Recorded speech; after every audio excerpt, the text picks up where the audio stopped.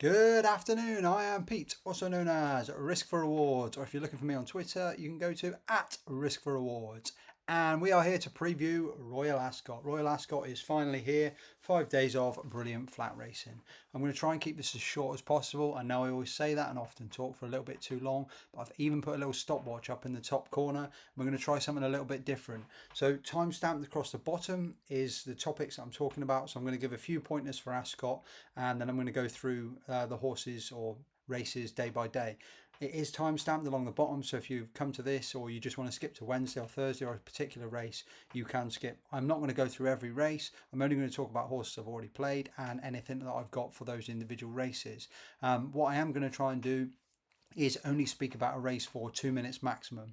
I know some of you are thinking sometimes I talk for 20 minutes on one race, but I'm just trying to think of things to try and keep this as short as possible so that people can just get on with their lives basically. Royal Ascot is massive, there's no getting away from it. It is the best week of the flat season and we have got the best weather for it. It is absolutely scorching. All you can ask for on the flat scene is for a fair playing surface, and the fact that nearly all season so far we've had between good to firm for pretty much the majority of the season means that all of these horses, if they've had a run, two, three runs so far, you know exactly what you're getting for them. So that in the first front is perfect. The only thing I will say on that is there's been no mention so far about watering. There's been quite over the weekend, over the last few days, we have had areas of rain, but if there is none forecast that's going to obviously prevent it from quickening up. So if they decide to water, then it's something you're going to have to keep an eye on as we go forward, how much they water, because the way it'll affect the racing will offer biases to one or the other side of the track, because you cannot guarantee that the track will water perfectly and drain perfectly in the same way. And if they water halfway through the week, it could swap the rail bias from one side to the other. So, but they're things that you've got to come along with. The only reason I'm telling you this now is the more you can stay away from placing bets on the straight track, so majority of the big handicaps, the 30 runner races, the longer you can wait for that, the better. But they may not even water at all. Like if they start on good and then finish on Saturday at good to firm, then so be it. So we shall see.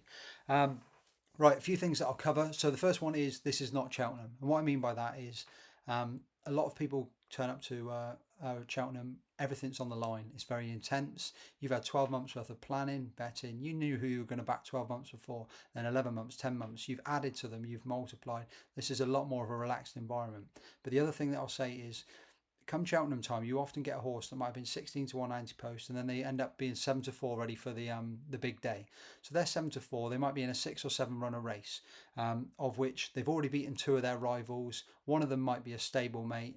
And there might be one no hoper. So you might have one realistic rival of that 7 runner field and you're backing a 7 to 4 shot. You come to Ascot and you might have I don't know, 16, say, let's go with a 2-year-old race. Say Zelena, just as an example. Say she was 20 to 1, 25 to 1, 50 to 1. You've got all these big prices or whatever. She rocks up and she's now 7 to 4. She might be in a 20, 30 runner race. So she's 7 to 4 and she's facing, say, 29 unexposed rivals. Does this mean she's any less likely to win? Well, no, but it's because we know such little about her. Another example would be, say, I don't know, like a horse like, say, Rosalian or whatever. Like he might be 3 to 1. He might get backed in. He might end up going off 2 to 1. He might be 7 to 4. Again, I'm just completely. It's only a 7 or 8 runner race. The difference is this is 7 or 8 horses of which you could easily flick through, and you'll have 4 or 5 with good chances. So what I'm saying is these horses are. They're priced to win the races, but Ascot is so competitive. And another thing I'll mention as well is like you could follow all of my selections or anyone's selections on the Tuesday, and they might end up being favourites or whatever. And say they're 4 to 1, you've put up four to 1 shots. Just remember that all 4 of those horses, all 4 of them lose, and people are like, oh, you're rubbish. How can you not pick a winner or whatever? They may have all got backed into 2 to 1, 7 to 4, whatever, and still lost. But the point is that if it's a 4 to 1 shot, it's still 1 to 4 not to win that race. So all I'm saying is just take a breather, go easy, go chill, just do what you want to do, but don't expect to turn up. You could come here, like I've seen it firsthand. I've seen people go through Ascot and not have a single winner throughout the week. They could have had 10 or 11 races they played in and not had a single winner. It's not difficult. Cheltenham is very different. Normally you would get that sort of thing, but with Ascot, it would be no surprise. But at the same time, I've also seen it, you could rock up on the Tuesday and you go through the whole card. There's nothing to say you can't do it. And yeah, it's more competitive, but all you're doing is getting better prices. You just have to think about it with your staking plan. There's no point you going in and lumping on a 7-4 shot, or like on day one, we'll have a 4-5 shot in Field of Gold. Field of Gold may absolutely romp that field, but he also may not. And if you've put 5 times more than what you were going to play on all the other races, then if he doesn't win, then you're up against it. Just my obviously personal opinion. I don't want to tell people what to do, and I'm just using it from my own personal experience. Right, another thing that a lot of people mention, a lot of people complain about is cover bets, multiple horses in one race. A lot of people, yeah, I would love to rock up and put 1 6 to 1 shot, 1 2 to 1 shot, 1 4 to 1 shot in every single race. Just play one horse and that's it. Game over. I only want to play that. You don't have to do that. This is my opinion. I play a lot of horse races.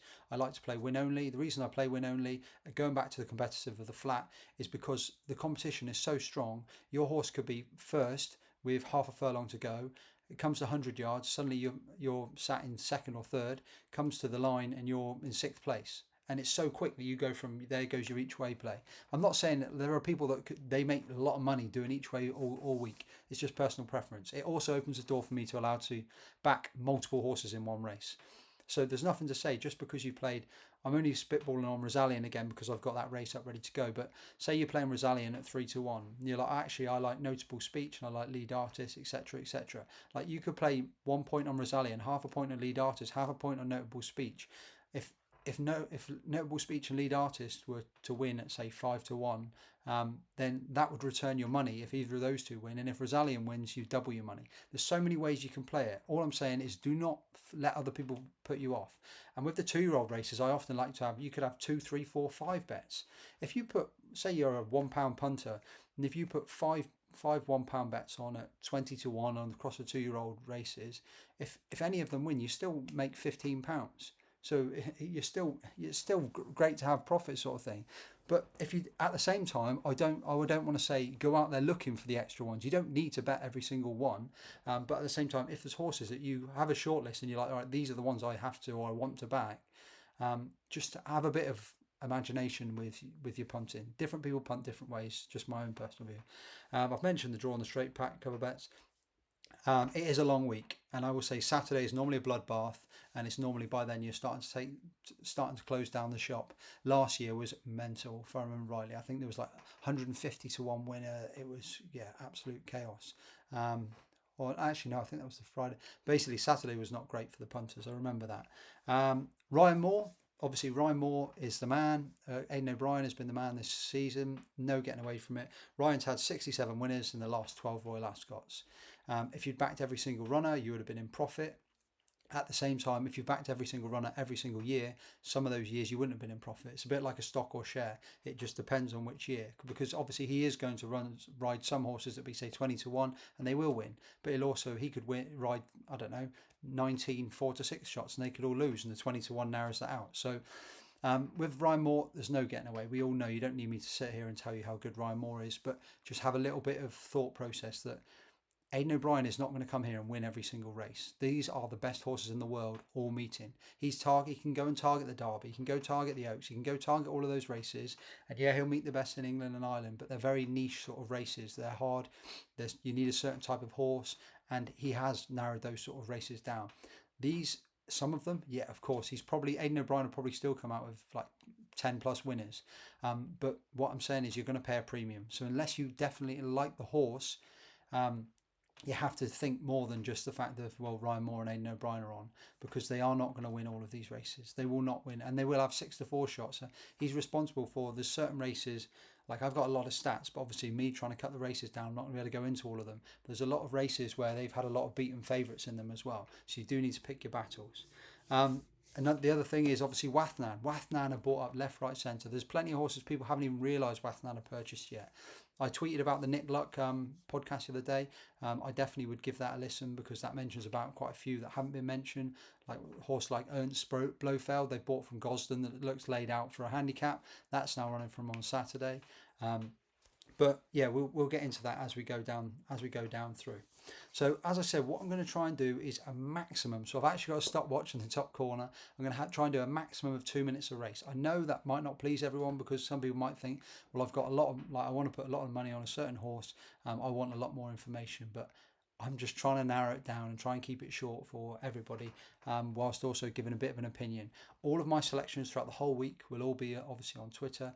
If I feel that I can or I need to, I'll try and put a little bit more information with the selections. But apart from that, obviously it's your choice if you want to follow. Obviously we've started. Tuesday's about to. We've got the decks for Tuesday. We've got some nice draws, so we're just gonna have to see how we go. So anyway, right. So this is Tuesday starting now. So down below it will start here. Queen Anne Stakes 2:30 Tuesday. So I've made no beefs with the fact that I'm a big fan of Rosalian. I really like the 3-year-old form. The Lockinge has got a great record going into this race. 7 of the last 12 winners came from the Lockinge. 3 of the last 7 won both, but we're talking about the likes of Baid and Palace Pier. So, but the Lockinge, 7 out of 12. So the focus is going to be on the front end. Sardinian Warrior, massively respect. That run behind Sozi is big. That would be my bigger priced horse that I'd target. I'll be disappointed if Rosalian and Notable Speech can't reverse form. A lot of people are knocking down Notable Speech after last year's bomb out here, but he was on the back of, I think it was his 4th run of the season and a huge run in the 2000 Guineas. This has clearly been the prep. He's been ready to go. And the big thing for both Rosalian and Notable Speech is I loved how they went on a big on the straight track in the Newmarket 2000 Guineas, and that's what this is here. Rosalian's drawn 10. He's going to be out on the wing, but at the same time, you've not got many horses here. We only have 11 runners, so he's going to be almost out on their own. It's going to give him freedom to move wherever it is. The only thing he'll be is he'll be stuck to his one side. He won't have a choice, and all the others are drawn low, 2, 3, 6. But I mean, I don't think you can knock a draw on when you've got the whole straight track to aim at. So Rosalian for me is a strong standout selection.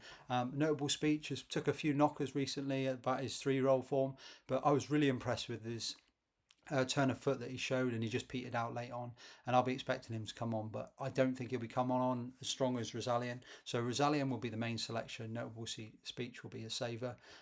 Dancing Gemini is respected. I've just seen it's been booked up by Kieran Schumacher. I mean, they'd love to obviously get one over the Gosdens. Obviously, Schumacher. I don't want to go down that route. So let's see. Lead artist, obviously respect the lot, but for me, Rosalian, Notable Speech. Dark horse of the race, Sardinian Warrior. 3:05 onto the Coventry Stakes. This is the one where you can obviously just pick a dartboard and go bang. We are looking at, I think we have 21 runners. Aidan O'Brien obviously has the best record in the race. If people are wondering why I look across, I've just got pages of like cheat cards of notes and stuff that I make. He's got 10 wins in the race. Obviously, we know Ryan Moore is going to be the GOAT. He's riding Gestad. Very interesting debut. Beat True Love. Really had no right to beat True Love because True Love set a very hefty standard. I'm not sure how much he expected it because he was sent off 7-1. Very impressive. Half brother to Van Dijk. Van Dijk, obviously a Grade 1 winner over the shorter trips. So he's hopefully will go close. The interesting thing here is a lot of the big names in this race are all drawn high. So you've got Military Code, Postmodern, Gestad, Underwriter. They're all at one end. The other horse that I really like is Andab. So Andab, obviously I backed and I put up Albert Einstein for this race, and I thought he would have took all the beating. I still obviously, but when you lose the favourites, you start looking back to those races and see who was in the race. Andab was so impressive on debut. Second time out, there's been a little bit of chatter since that he wasn't quite where they wanted him to be going into the second race against Albert Einstein. He still ran a brilliant race, and he was only beaten 1.5 lengths. And you could make excuses quite easily for that. I don't think he would have reversed form with the favourite, but I definitely think he would have come second. And with that in mind, that pushing him on, he's drawn 20. So again, he's in the right place with all the rest of the pace. So I think Andab is one to have on side with that Albert Einstein form. I've backed Gestad as well. Both these put up on Twitter. Warsaw, you just can't underestimate, but he's drawn on the other side. The two that I'm looking at the moment for my final bet, which would just be a saver bet, is Underwriter and Postmodern. Underwriter, Archie Watson has a brilliant record at Royal Ascot, and there's no getting away from just how impressive this horse was on debut. Won the same race that he's won twice in recent years. Postmodern, very impressive as well, and the choice of James Doyle. So it'll be one of those two for me. They're both drawn well. Just to clarify, when I say those two, my two bets so far in that are Gestad and Amdab. So onto the King Charles. This is a race I have not had any bets in so far, but I have got some fairly strong opinions. So first of all, the draw was for me. The main thing was I think if you're close to Night Raider, that is where you want to be in the race.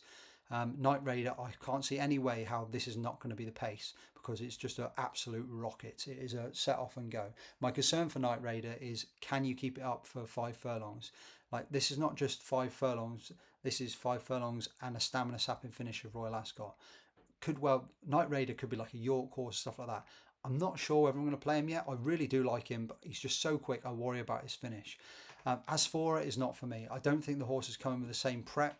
When I listened to an interview, they said they're putting blinkers on just to see if they can eke out a little bit more improvement. Like if you're coming in here, why would you need to eke out the same sort of improvement if you believe you're in the same form as last year? I've spoken to someone who's coming over from Australia and they believe that she's not in the same form as what she was coming over there. She's not got the same form lines. Could go ahead and win still regardless, but I just don't like any of that. And they also mentioned multiple races, not just this one race, which makes me think that this isn't the be all and end all. Believing, you have to respect believing. And I thought if drawn next to Night Raider, that would be the place to be. Drawn 1 from the 7 from Night Raider, so she will be in the right place. She finally got ahead in front. My only concern with believing is she was doing all her best work in Maidan in the final furlong, and this is back over 5 furlongs. She might be a 6 furlong horse. I'm not saying I won't back her yet, but I'm going to wait and see. So the horses that have interest me, American Affair was of interest of me, but is drawn well away from the pace. Drawn in 16 and is a horse that wants to hold up in behind. And Magira is very interesting as well. I do like Magira. I know obviously doesn't have any of the RPRs and form of the others in the race, but that Haydock race has thrown up winners of this. Not just horses that have won it, but also horses that have participated. So from this so far, obviously no bet so far. I'm really against Asphora. And my shortlist at the moment is Magira and American Affair. But I'm not writing off believing in Night Raider just yet. But I will put my final selections up on Twitter. St James's Palace Stakes. So obviously I was a massive Rawling Court fan. Got the job done in 2,000 guineas. Yeah, the best horse in the day, best winner. No, I'm just. At the end of the day, I do think William Buick won the race. A lot of people not mocked, but said it was Kieran Schumacher's issue. I don't think it was. Obviously, Colin Keane rocks up and obviously gets the job done on Field of Gold. But that just reminded me of when Jordan Gameford got beat on. I can't remember who it was. Jerry Colombe at Cheltenham, and then Davy Russell pitched up at Aintree and won easily. It's very easy when you know the information on how to ride the horse, and that's very much what I thought happened with Field of Gold. Rawling Court was the best horse on that day. He was faster, and he showed the turn of foot. That would be my only concern with Field of Gold is we're back to the faster paced race. Henry Matisse just wouldn't be for me. Yeah, I get it. He won the French 2,000 guineas. Perhaps he's improving, but his form last season, he was beaten behind Camille Pizarro. He was beaten behind Field of Gold. And there's nothing really. If Aidan thought he was a 2,000 guineas horse, he would have been in the 2,000 guineas. He would have been in the Irish 2,000 guineas, but he wasn't. He put Officer in instead. So maybe he goes well at a big price. I think it does look a 2-horse race on paper between Rawling Court and Field of Gold. Rawling Court is a massive red flag for me. The fact that 10 days ago he'd been trained to relax and ready to go 12 furlongs in the Epsom Derby, and now we're stepping back to the mile. You've had to bring him back down from that peak and then put him back up 8 days later. I'd imagine they've done very little with him, and then ask him to do something completely different. He still may get away with it, and if he wins, I'll just take it on the chin because at least he paid me out on the guineas. But I do think this is all about Field of Gold. He reminds me of Kingman. His trainer speaks of him like he's Kingman, and his path has been exactly the same as Kingman this year. I wasn't a huge fan last year. He won so impressively on the trial. He then obviously finished second to Rawling Court when people argued he probably should have won the day. No getting away from that. He absolutely bolted up in the Irish 2,000 guineas. And my concern from here was if he was going to be drawn 1 or 2, that he was going to be stuck in a pocket. Colin Keane, it's a huge ride for him, but he's in stall 5, so he's in a stall 5 in a field that's only got 7 runners. So if you can't find yourself a nice, so as he saw last time, he doesn't even need to be settled into a pocket. So if you can't find yourself along the outside and find somewhere to go from there, then you're in trouble. And I just think the way he sweeps with his turn of foot, he's going to be allowed, that sweeping bend will allow him to come outside, and as long as he's got room, he can let him go. Very different to Rawling Court. Rawling Court's push button, Field of Gold is a galloping sort. But as long as Field of Gold's got space, I think he'll take all the beating here. Onto the Ascot Stakes, no bet currently. I'll be looking at that today. Wolferton Stakes, I really like Emfordshire.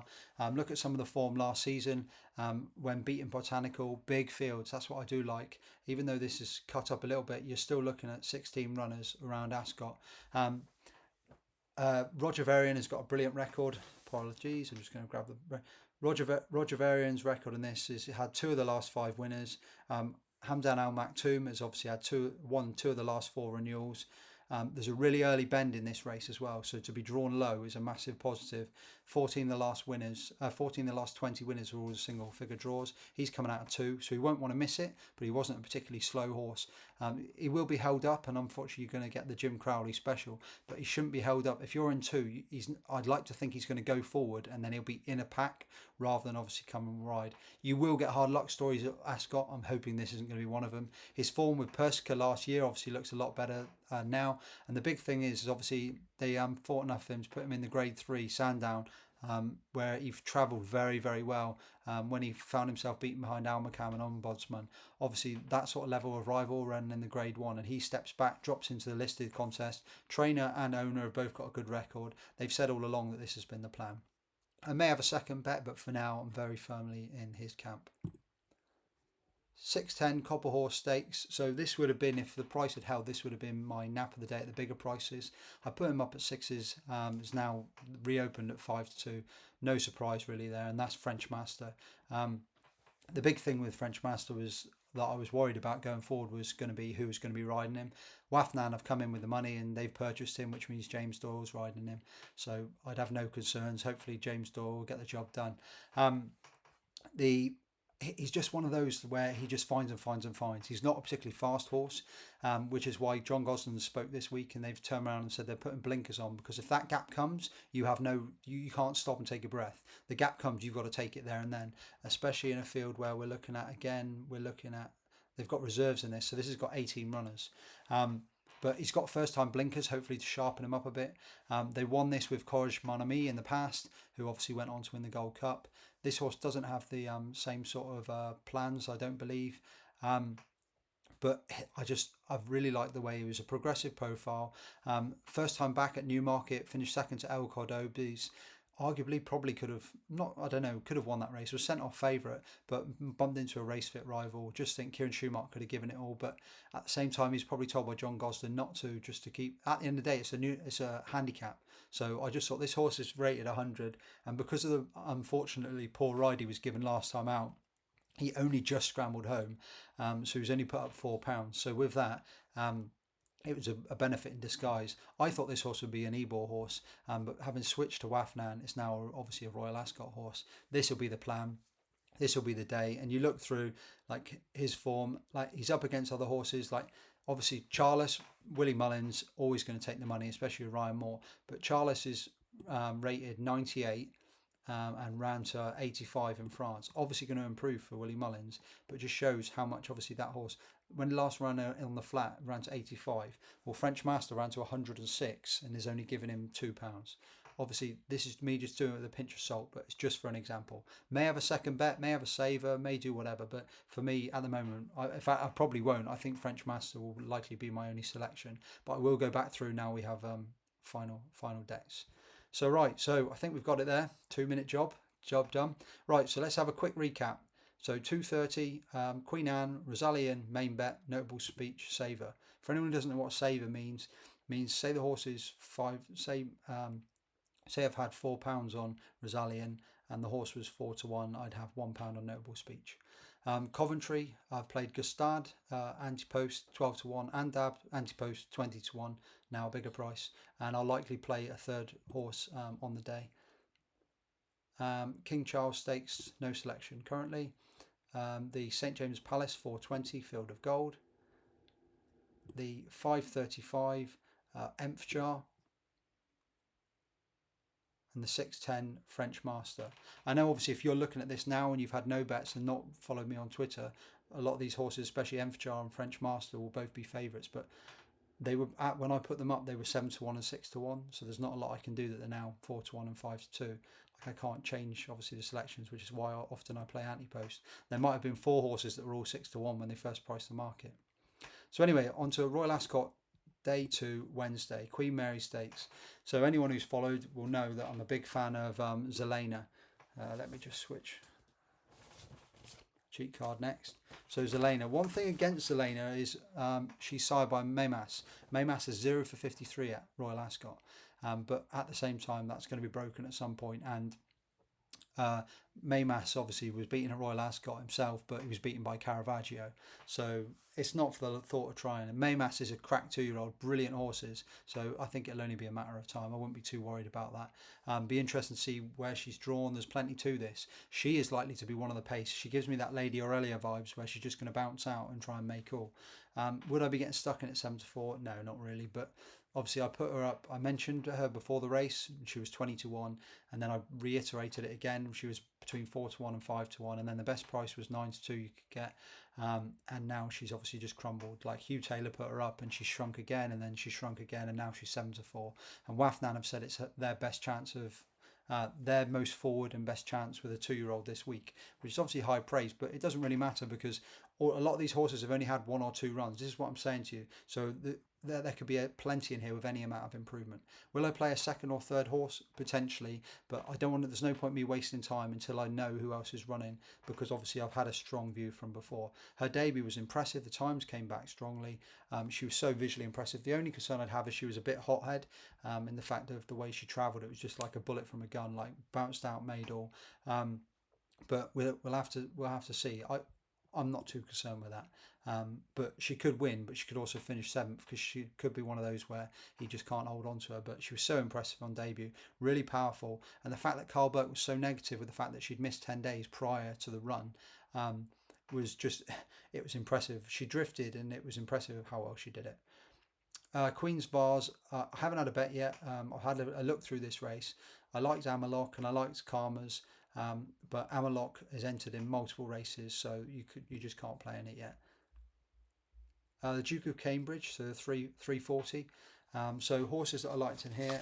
Apologies. The reason I'm looking through here is there's some heavy notes for the Duke of Cambridge, which are quite important. So Duke of Cambridge. So Godolphin have got the favourite in this, 5-2.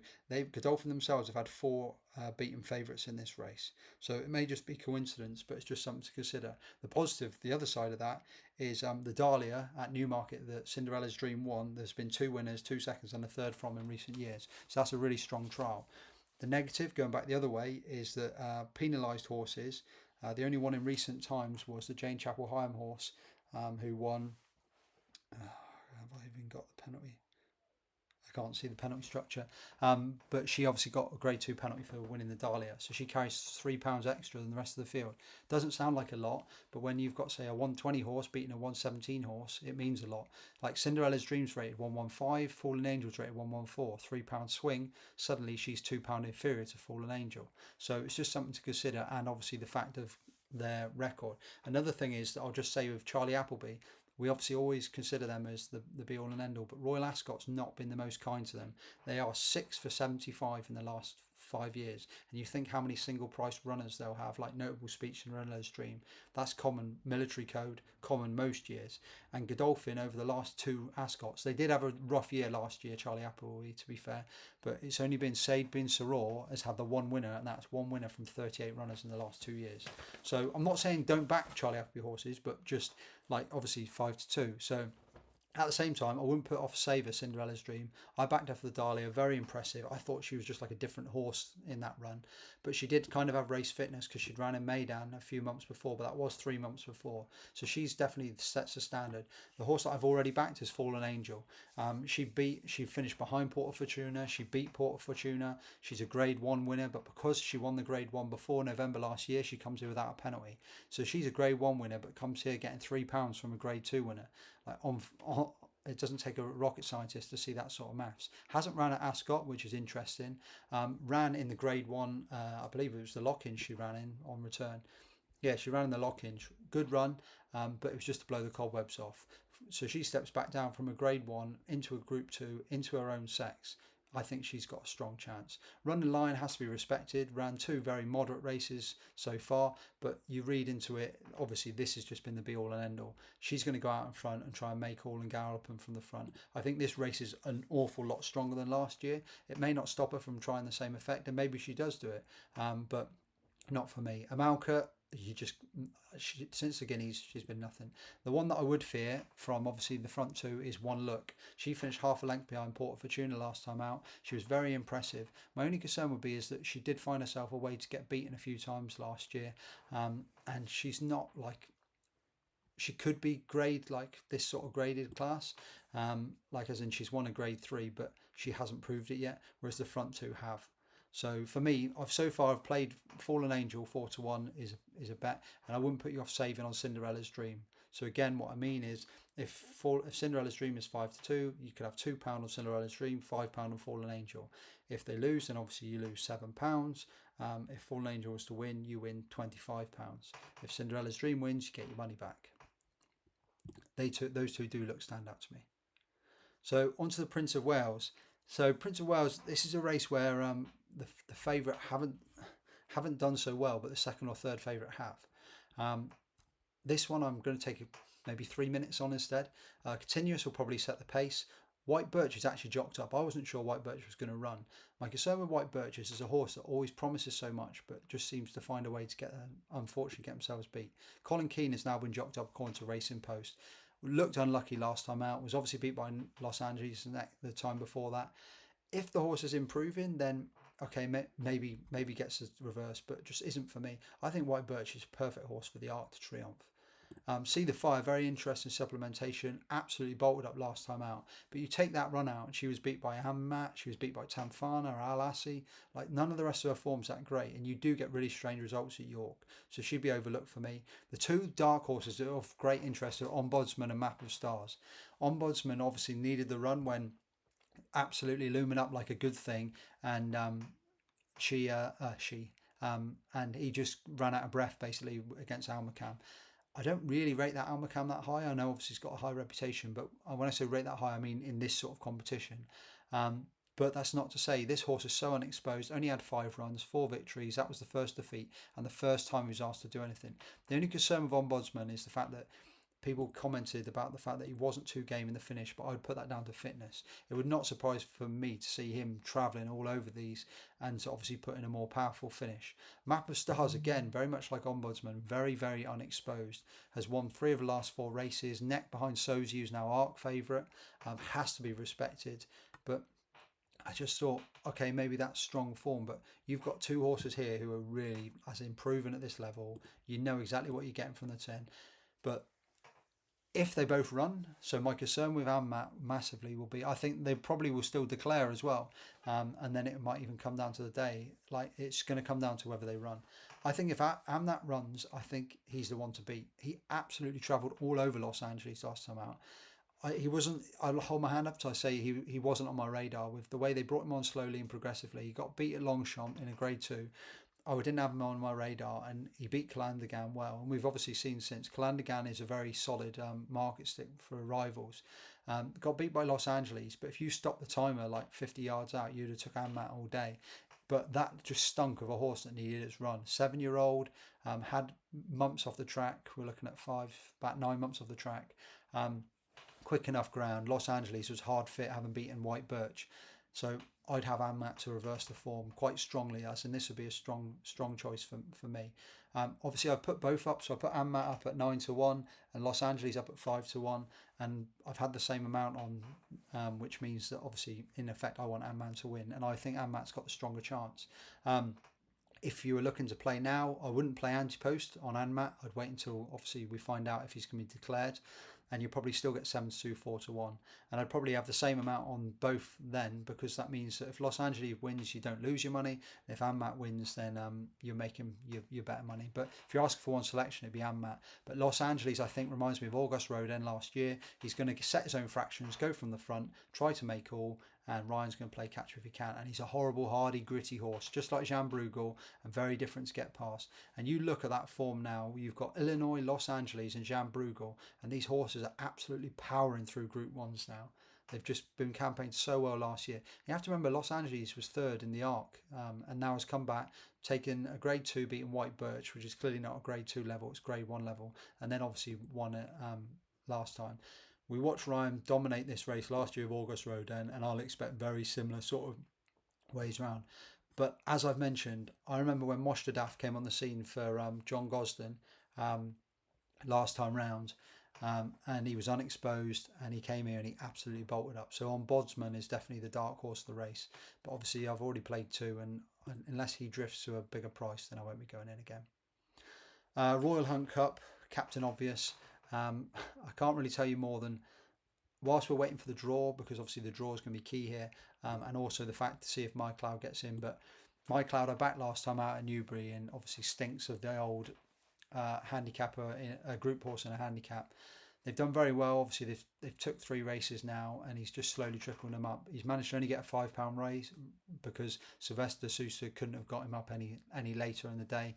He actually looked like he might not even get him up, and he got him up. And I believe the second Boyfriend has won since. There's very little not to like. Up £5 for that to a rating of 95, but ran to a rating RPR of 106 last time, so that's £11 still in hand in effect if you're calculating that rating. The biggest thing on these big straight track races is not only is it to travel, which this horse does, but you need to be able to gallop. This horse needs space to gallop. So as long as Sylvester can, whether it's in the centre of the track, whichever side, as long as you've got room to just get the revs going and to gallop and not be bobbing and weaving, it's not a push button horse. So as long as the horse can gallop, I think this horse sets a strong standard. And at 5-1, obviously, is the current market leader, and probably not telling you much you don't already know. But he would be my starting point for the race. I've obviously already backed him. I've backed Volterra. I actually only backed him last night because I was looking through. I wasn't going to back anything else, but I looked at Volterra, and a big thing last night that I noticed was the fact that Sky Bet, again, this is me going through, if people don't know this, if you use Odds Checker, Race Post, at the races, etc., to check for your prices, if you have a Sky Bet account, or if you've got a friend of a Sky Bet account, I would go to Sky Bet themselves, because for whatever reason, like, there's 8-1 here, but I managed to get 10-1 because that's what it was on their site. So it's definitely worth having a look across. And the other thing I'll mention as well is Kevin Ryan's done very well at this at Royal Ascot for his strike rate. So his actual to expected, he's had 11 winners from 157 runners, and I know that doesn't sound like a lot, but that is a lot when you look at, if you go through all the data and look at the average of what his horses will be have been sent off. I just thought it was such a strong run at Ascot last year, over 7 furlongs, and I just thought that this extra furlong is going to be of no issue. So if you want to back Volterra, then I wouldn't put you off. The reason why I said about backing Volterra is because I was worried that My Cloud wouldn't get in, but My Cloud's 35, and I think there's 30 run a field this is, so I think he'll have no issues getting in. I will go through this again, and I'll actually, but at the moment, as far as Twitter's concerned, the only selection I've got is My Cloud, but I have backed My Cloud and Volterra at 10-1, which is probably 10-1 on Sky now, and I will look to probably back another 1 or 2 bigger prices. The Kensington Palace Stakes, I've had no selection so far. And the Windsor Castle, I'm waiting. So obviously we don't know who's going to run here. There's a lot of horses in here like Warsaw, Charles Darwin, and Military Code. Well, half of those have obviously just gone to the Coventry, so they can't play in that race. So 230, Zelena is the only bet so far in the Queen Mary. No bet in the Queen Bars currently. 340, main bet Fallen Angel, Saver on Cinderella's Dream. 420, main bet Matt, Saver on Los Angeles. 5 o'clock, My Cloud.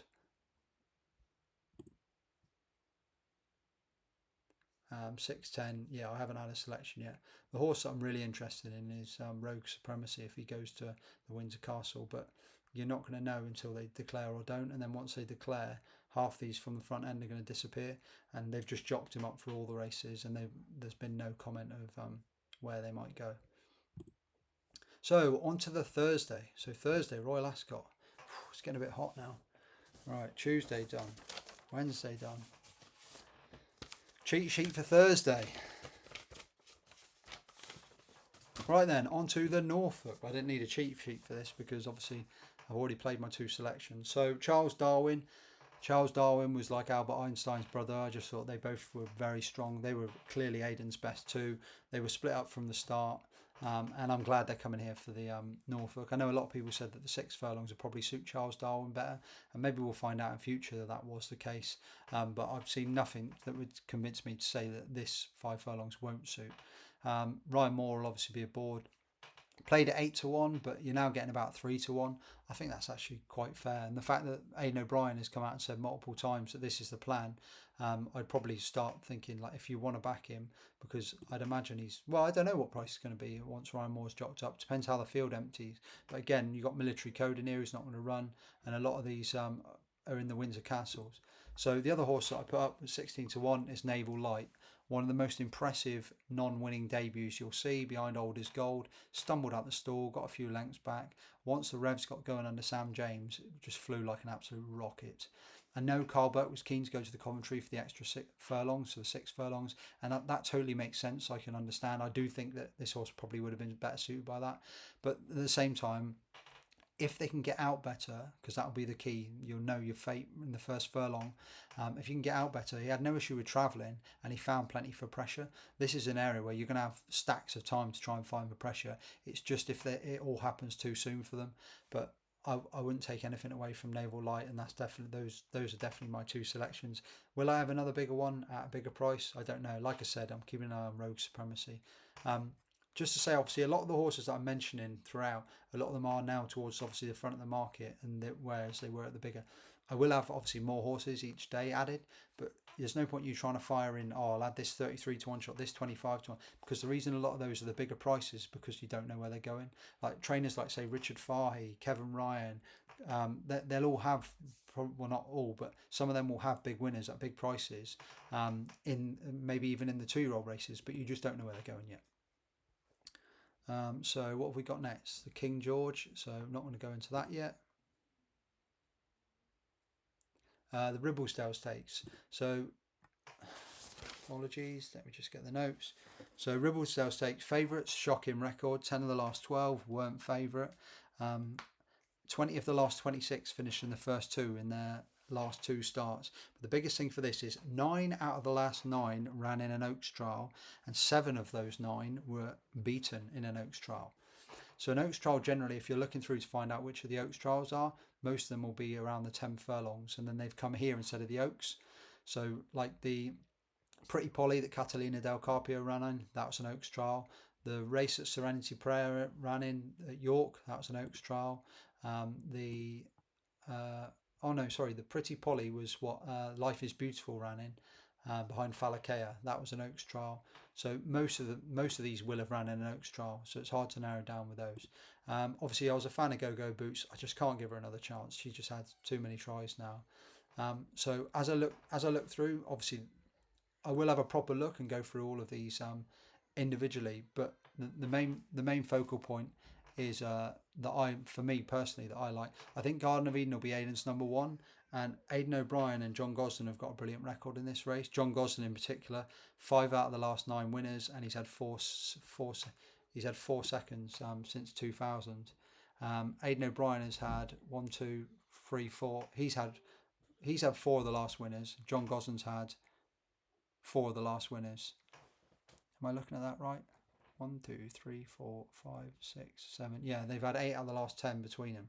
So basically, John Gosden and Aidan O'Brien, which is kind of what's put me off Catalina Del Carpio, because she's also got to go against the fact that 10 out of the last 12 winners have had 3 minimum flat runs, and it's mainly just to get the experience.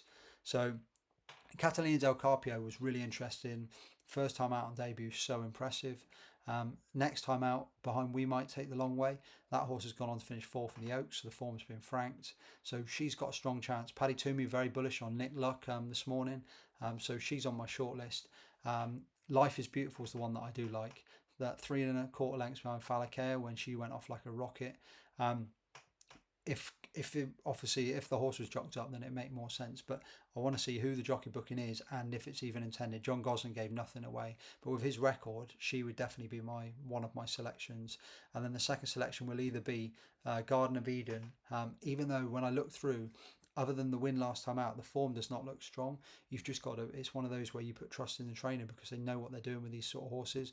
If you look at last year's winner, it was Port Fairy at 12-1, Warm Heart at 13-2. Aidan's not running horses that look like superstars. He's running horses that are suited to this race and they get the job done. They're slow, progressive types. But the difference is they're more experienced. Or do you want the sexy versions of Catalina Del Carpio and Serenity Prayer, who have to overcome that stat of obviously 10 of the last 12 for having 3 runs? So for me, in summary, Life is Beautiful will be a selection provided in the race, and then it will be one of either Catalina Del Carpio or Garden of Eden. Onto the Ascot Gold Cup. Let's keep this quite simple. I just think you've got to stick to the front end. Jan Bruegel I can't see running. They've said he'll only run unless Illinois runs. Illinois doesn't run. Sweet William, if you like Sweet Million, then you've got to like Trawlerman more. Trawlerman beat him last year. I think it was 3 lengths he finished in front of him last year when he was only 1 length behind Kyprios. I just think Trawlerman is simply the best horse. He's a dour stayer. He gets the 2 mile 4 furlongs. There's very little not to like between those two. Candelari, you're looking at like these are like the sexy horses. The negative for Trawlerman is 12 of the last 12 were aged 4 to 6. But at the same time, you could have Kyprios coming here and you'd be like, oh, well, Kyprios, whatever age he is, he would just break those stats. So, I mean, I'm not going to go too much into that. 24 of the last 30 winners won this season. So that's a negative on Sweet William. Rated 9 of the last 12 rated 117, which would knock out Sweet William and Illinois at the moment. So anyway, let's just kick off the stats. So 7 of the 15 British winners ran in the Henry VIII, which what Trawlerman won.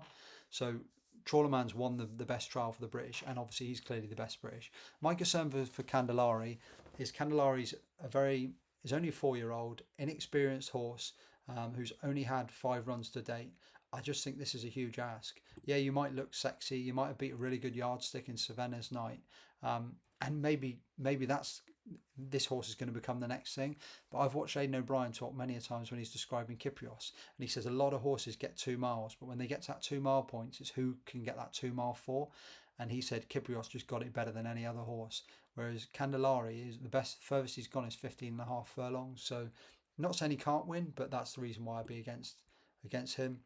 Trawlerman, we know exactly what's done. He's beaten Kyprios at Ascot over 2 miles and over 2 mile 4 furlongs. He gave him a proper race last year. William Buick knows the score. He knows around. He's got the benefit of everything. He's going to go out and he's probably going to try and make all.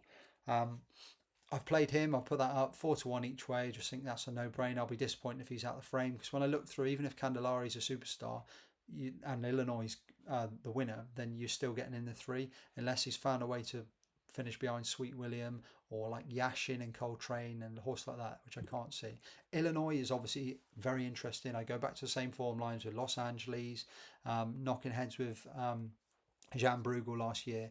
They're all in a very similar mould, but Illinois was the more dour stayer. Won obviously at Longchamp end of the season. Came back with a nice return, beating Al Kareem, who won yesterday at Chester. There's not very much not to like about him, but he does have to prove it, and that's my concern. You look on ratings and even on RPRs, his RPRs are below Trawlerman. Trawlerman gives him £1, which isn't enough on RPRs, and the furthest that he's gone is 15 furlongs on soft ground. A lot of his running's on 14.5 furlongs, and his prep was on 13.5 furlongs. So he's got to go up to 20 furlongs, so almost another third of what he's raced last time out. But half of what he raced last time out. But at the same time, if you ask someone to run a marathon, generally it's like 10k, then 12k, then 15k, and you don't go the full whole. If you listen to the vibes from Aidan O'Brien, it sounds like not Aidan O'Brien himself, but the camp over there. It sounds like they expect this horse that he won't get beat. But my play was to play Trawlerman each way, and then come the day, if Illinois is more of like a 2-1 or a 5-2 shot, then I might play him win only. But for now, I'm happy to just leave him to let him win in theory at 13-8 because the Trawlerman could easily go out, make all, and these guys and these horses, like a horse like Candelari in Illinois, if they stay on well, finish second or third, it's not the end of the world for them because they're learning how to stay that extra distance. Britannia is just loading up. I do not have anything in the Britannia currently. Like I said, I've tried to stay off the flat, the bigger races so far. This is a really nice race, the Hampton Court Stakes, but until you know the final field, it's very difficult to play. The Buckingham Palace Stakes, right? So this is one that is interesting, and I wouldn't put you off taking your starting point being English Oak. Like I will say now, I'll hold my hands up. I've not looked at this race properly just yet because it's still early days. We don't know the draw. But one thing I will not put you off once jocked up, because it's not currently jocked up, is a small bet on English Oak. Because English Oak has run absolutely no race since bolting up here last season.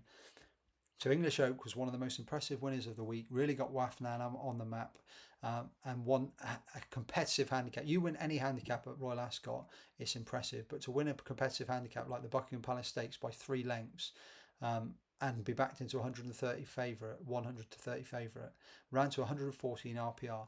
But since then, ran in a Grade 2, only beaten 7 lengths by Audience. Grade 2, beaten 5 lengths by Tiber Flow, and then ran in listed, beaten 3 lengths. But all these RPRs, like you're looking at around the 100 mark, 109, and then just fell off a cliff. 9 out of 9 at Ascot, 9 out of 10 at Haydock, 14 of 17 at Ascot, and then 6th of 11 behind My Cloud most recently. So it had 3 runs, and what, surprise, surprise, somehow has managed to get a mark down from 108 to 100. And do you know what Connections said on Nick Luck this week in their Cheltenham preview that I told you should go and listen to? They said, we don't know why, but he's just not been able to train or whatever. Not train, but he's just not performing on the track. His form's completely dropped off. But luckily, my good friend, I don't know the names, don't remember the names, but we put him out in the field for 10 days, and he seems to have really turned himself inside out. And we feel like hopefully he can go and make a good account of himself. Obviously, we don't know for sure how he will get on, but having spoke to Ed Walker, he seems to be in a much better place. And yeah, hopefully he'll be much more like he was last year. That is what you call a perfect play out of the Dan Skelton Langer Dan playbook. I mean, you don't get much more obvious. Basically, for people who don't watch a lot of horse racing, what he's saying is, yeah, we realised that the mark was really high. This looked like a very logical target to aim for. So from October last year, once we realised he wasn't a group horse, we've just decided to pretty much put him out there and just let him run. And gradually his mark has fallen from 108 down to 100. And surprise, surprise, we've entered him in the same race, the Buckingham Palace Stakes, and he's only running off £1 higher than last year, where he ran to 114 RPR. So if he's running off 100, then he should be, if he ran to 114, obviously he's £14 above his mark. So what I'm saying is he's not a good thing, because he's not a good thing. And you are obviously, all you've got is that snippet of what they're, and that's why he's priced in here at 8 to 1 and 7 to 1 instead. Rather than being, obviously, if you went on a realistic price, he'd be like 25 to 1 at the moment. So for me personally, I just start, like, if you're someone who has £10 on a race normally, have your £1.25 on at 7 to 1, so that if he wins, you get your money back. For me, I'm going to back him. He will be a selection, and then I'll go through and I'll look to see if I find 2 or 3 other selections. Maybe I don't find anything in the race and I just play him just as a small bet. But with the comments and the whole, it's smelly. It's a stinky, what you call a stinky plot job. Maybe he runs exactly the same as he has done, and you can't trick the horse, and he's just conning them. But at the same time, the way it was all worded, it's just a little bit sneaky to me. So Thursday summary: Norfolk Stakes already played Charles Darwin and Naval Light at 8 to 1 and 16 to 1. Wouldn't put you off the current prices for either. Nothing in the King George currently. 340 Ribblesdale, Life is Beautiful, be a play providing declared, and then I'll go in with either Garden of Eden or Catalina del Carpio. Ascot Gold Cup, I've played Trawlerman each way at 4 to 1, and I'll look to see what price Illinois ends up going off. Nothing in the Britannia. Good see Archivist, obviously plenty in there. And then 610 in the Buckingham Palace Stakes, English Oak. That'll be my starting point for the race. So we're getting there. We're actually flying through this. This is a first for everything. Normally it takes 53 minutes for one day. So right, Friday, Albany Stakes. So the Albany Stakes, this is one of the races of the meeting. On to the next set of notes. Apologies. So this is one of the races of the meeting. The reason why this is such an important is 5 of the 14 winners of this race won a Grade 1 later in the season, and 2 of the last 4 1,000 guineas winners won this race. And last you had Cachet and Morge both got beat here and then won the 1,000 guineas. Porta Fortuna came second here and then won the 1,000 guineas. No, Porta Fortuna won here and then came second in the 1,000 guineas. This is a strong race to look at for the first 4 or 5. for next year's 1,000 Guineas, whereas some of the other races like the Coventry aren't for the colts anymore. So this for me, like, I'm not going to say, I don't think you can have a bullish opinion because there's so many good horses in here who have shown impressive. Like Spicy Marge, 25 to 1 shot, was very impressive on debut. Said they were going to go somewhere else next and they've decided to skip it and come here. Was quite surprised by that. One horse that I have played is the 16 to 1 shot, already jocked up, Donica O'Brien, Tom Marquardt in the saddle, and that's Ballantina. Ballantina was in the race where Beautify was on debut and was ran a strong race, but I just thought Ballantina was impressive from the front when getting the job done. They all came to her, and obviously she had experience over the rest, but she found more. And yeah, okay, maybe it doesn't look that great when you look back through the form. There's not a lot in there, and a lot of them were once raced. But I think she did enough. And this trainer, Donica O'Brien, obviously, if I'm believing rightly, I'm sure he trained. Yeah, he had Porta Fortuna, so same connections as Porta Fortuna. But what I did like as well is that she was sent off favourite 5 to 2 over Andab on debut in her maiden. So she must have been doing plenty of the right things at home, and she was beaten 7 lengths by Andab. And if Andab was to go and run well in the Coventry, then obviously that could be strong form lines by then. Obviously she's a 16 to 1 shot, so it's not like I'm telling you like she's a good thing, but I've backed her and I do think she'll outrun those odds for connections who obviously won this with Porta Fortuna. So they know what they've got. Horse that's really interested, I haven't backed yet. I was kind of hoping that may drift to double figures and be like a horse that people don't think about with a lot of other sexy ones in it, and that's Green Sense. Lady Aman was ruled out, and a bit like with earlier in the week when I mentioned Albert Einstein. When you lose a big one who was a market leader, you have to go and look at the horses that have finished in behind. A lot of people just forget about it, but this race was really, really good. That Lady Aman won. Simply Astounding was sent off 4 to 5 and ran no race. So now you've got Green Sense and Signora, and these two horses that I really like for this race. So Signora I'd already backed. I can't remember what price it was.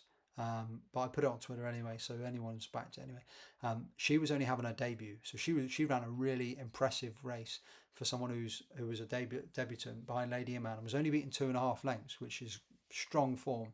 But Green Sense was up in the front, had it not all her own way, but she was in the right place and she was positioned correctly. But you just got the feeling that from that run that there may be more to come. She was on her second run, so she obviously had the benefit of experience, but she made a £9 improvement from her debut run where she had won. And I just thought both of them, it looked like when I watched the race, there was a lot of talk about whether Lady Aman or not would go or not, but I thought Green Sense and Signora were the two to take out of the race. So, and obviously they both come here. So I have backed Signora and Green Sense. I'm looking for hopefully a drift, because Ballantina I've backed at 16 to 1 and Signora, I don't know whether it's 8 to 1 or 10 to 1, something like that. I've backed her at. Gold Diggers form just keeps getting franked left, right, centre. Winner at Yarmouth, and you think, oh, well, that'll be it. But if I remember lightly, I'm doing this off the top of my head, I think America, Nandita and Lumiere have all won from in behind, and this horse won with any amount in hand. Absolutely bolted up, no question about it.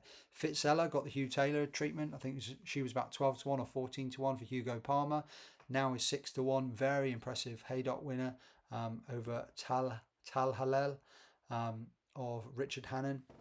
I was hoping Tal Halel would turn up to Royal Ascot. There was a lot of chat about this horse, but it's very difficult to give a horse race experience. And Fitzella had come behind Military Code, so she who runs in the Coventry. So this is another form line. This is why you don't need to play all your darts straight away, because if Military Code was to win the Coventry, then Fitzella is going to go off short for this.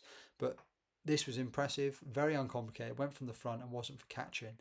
Interesting that Oisin Murphy's already booked up, no mess in there. But I'll be I'm not going to say I'll be disappointed, because obviously there's loads of good horses in there. And then Venetian Sun has been given plenty of chatter from Carl Burke. Carl Burke had two-year-old winners last season. He's renowned for his crack 2-year-olds. He's even said, if you watch his interviews about stable tours and stuff, he loves these young horses. He's really, really good at them. There's no getting away. She was very, very impressive on her debut. She had only had one run. She was given experience to other horses, none more than Argentine Tango, who had won since, already had 2 runs, and then went on to win the Class 2 Hillary Needler. So the form's already got stacked behind it. She was impressive. runs for Tony Bloom. So in summary, this is an incredibly good race.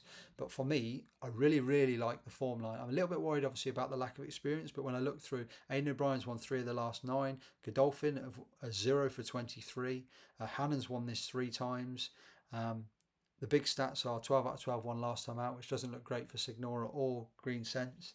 The stalls play a part in this, so 13 or higher is important. But for me, I'm sticking at the moment. Well, I'm saying at the moment that I am sticking with. So Signora and Green Sense are the 2 I like. I've played Signora. I'm hoping Green Sense is forgotten about and drifts a bit. And I've played Valentina just because she was a bigger price at 16 to 1. So onto the Commonwealth Cup. I don't want to say this is one of the strongest chance of the week, because I've done that a few times in the last few weeks and then they've gone non-runner. But I really do like. I could go through all of these, and I will give a little bit. I'll give a little bit of a brief chat first. So I'm not going to like. Raveka has been supplemented. May go well, but hard to go.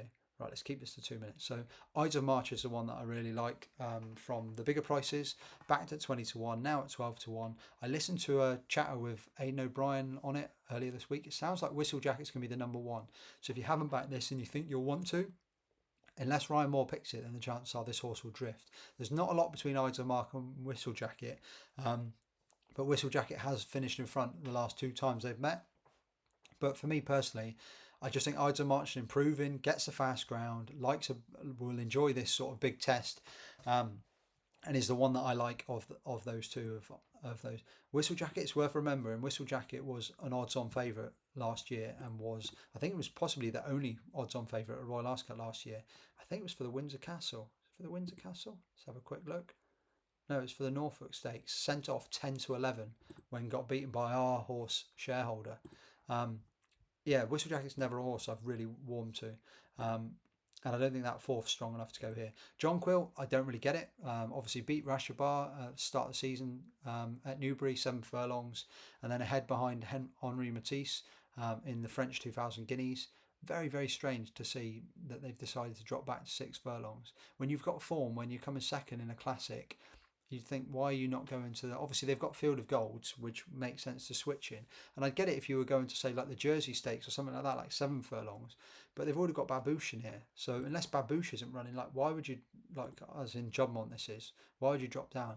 Babouche is one that's very hard to get like a proper finger on. Like she beat Camille Pizarro, which obviously Camille Pizarro with Step Up and Trip has really improved. She beat Whistle Jacket. She's then beat Whistle Jacket even easier this time round.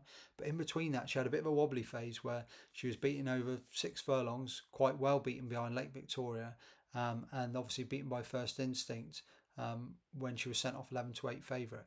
She's a horse I thought she was impressive on her return, and she has to be respected. She also gets £3 from obviously the majority of the field, but she's just not one that, like, she has to be respected. Let's go as far as that. I just think this is quite simple, that if Shadow of Light didn't really win me over last season, and I was really strong on Ruling Court for the 2000 Guineas, and when they went head to head, I thought there should only be one winner. But when they went head to head, I did fear. I'm not going to lie, I did fear Shadow of Light, because he travelled arguably even better, and the vibes and stuff going into the race were so negative from the camp with regards to Shadow of Light, because of the fact that they just said he hasn't had the right prep, he wasn't in a good place.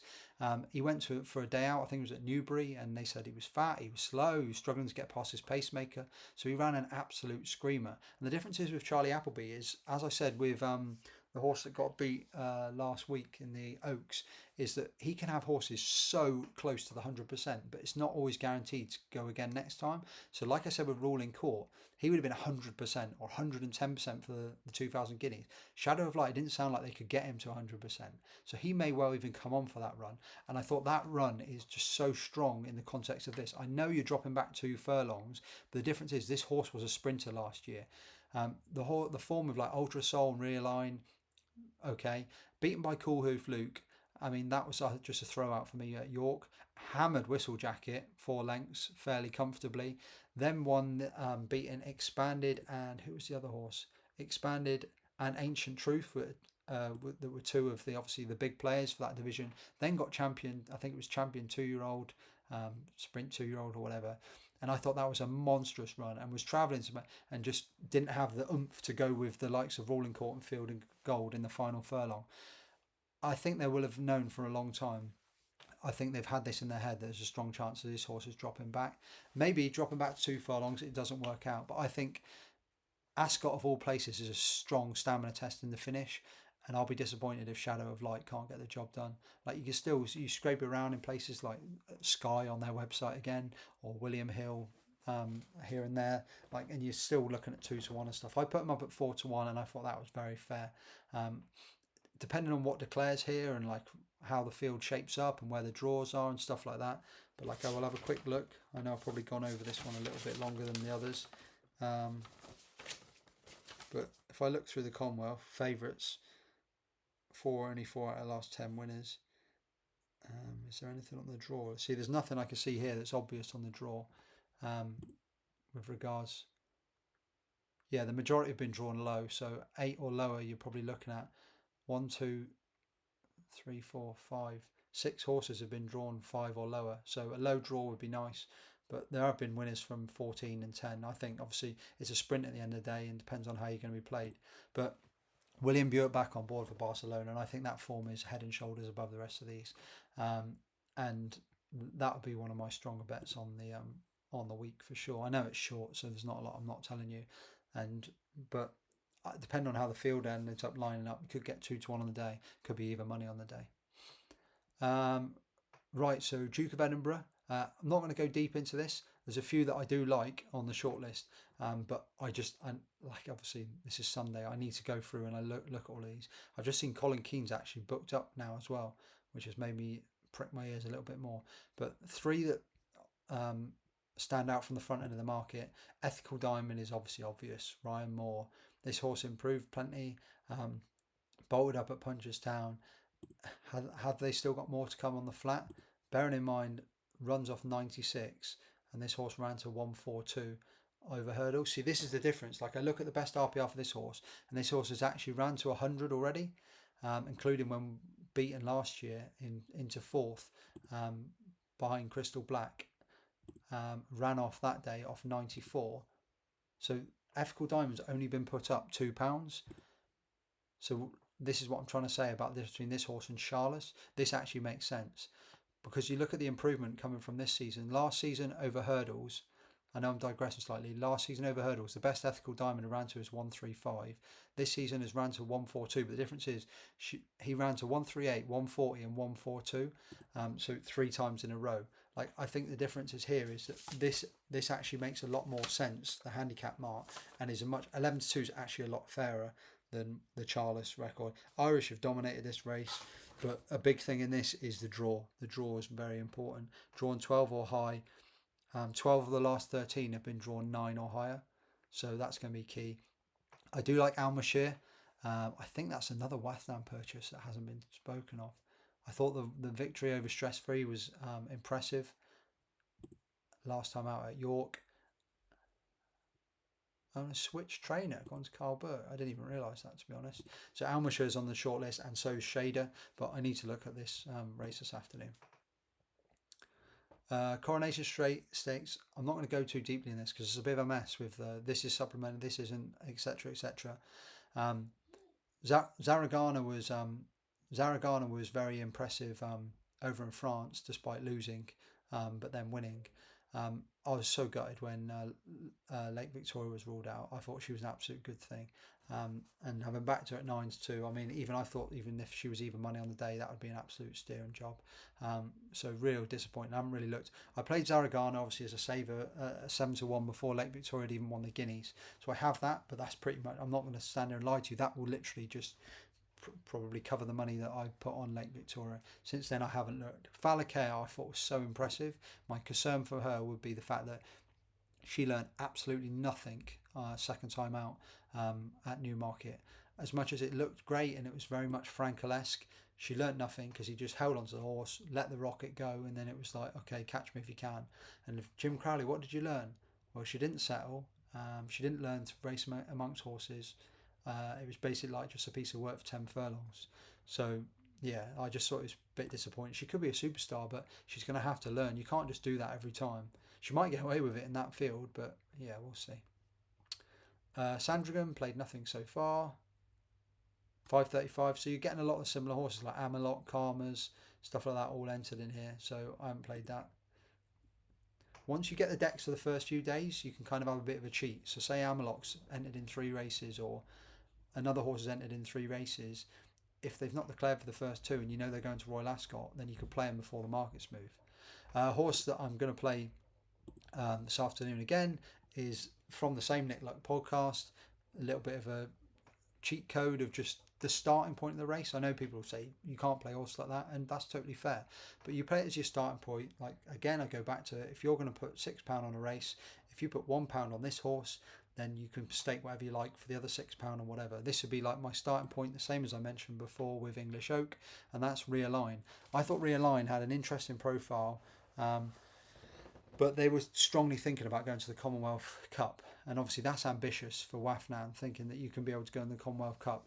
Bolted up last time out over 5.5 furlongs, run into an RPR of 90. If you thought you were going to the Commonwealth Cup, you'd need to be, bearing in mind, Thingy ran to, Shadow of Light ran to 120 RPR. You'd need to be, and this Realign ran to 90 last time. You'd need to be £30 above what your mark is. So, but the fact that they were considering the Commonwealth Cup, and then they found out the handicappers given them 93, and they ran to 90 last time out, which was first time out this season, and most of Haggis need the run. That says to me that they believe there's plenty left in this mark. But again, like I said, starting point for the race. You want to have a small few quid here and there, and then you pick your actual horses that you want to. This could be, you might be like, do you know what, I don't fancy anything in that race. I'm just going to leave that £1 and Realign, and that's it. I'll just see how it goes. There's going to be hard luck stories. There's going to be draw biases. There's going to be so much going on. Like I'm not saying put all your eggs in one basket, because that's very much not the case. There'll be people paying 4 or 5 horses each way in these big handicaps. There's 30 runners. If you get 2 horses in the frame at like 20 to 1, then you're going to make money. So it's how. But at this current stage, you can only play what you know, and they're putting these horses in very short and pricing them up. Just because obviously they don't know anything else about the rest. They're only going on what the information is that they had.